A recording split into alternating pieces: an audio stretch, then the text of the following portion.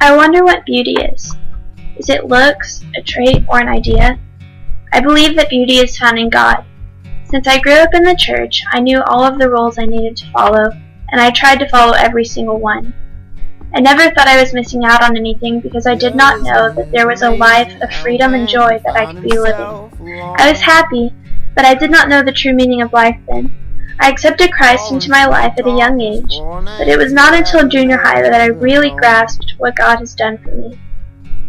I learned that Christianity is not about following rules, but it is about being set free from them. The moment I realized that, God flipped my life upside down. Instead of focusing on the rules, I focused on God.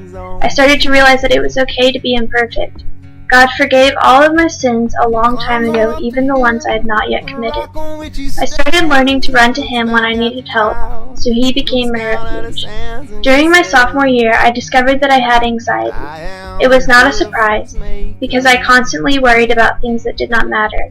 I always held extremely high standards for myself in everything I did, and I just could not ever seem to meet them. Because I worried so much, depression started to seep into my life.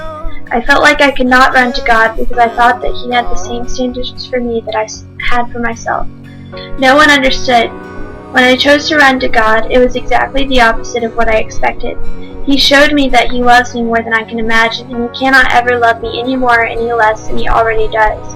I constantly went to Him to say that I could not meet His standards.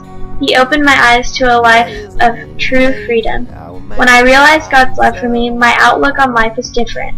I was happy the majority of the time, and I chose not to worry about things because it truly was in God's control. The biggest thing that changed, however, was the beauty I found in God.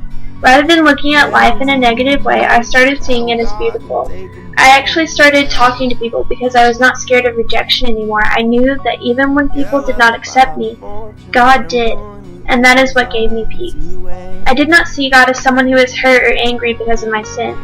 Instead, I only saw how beautiful He was because He created beauty from ashes and He accepts me as I am. I realized that I do not have to do or be anything for God to love me.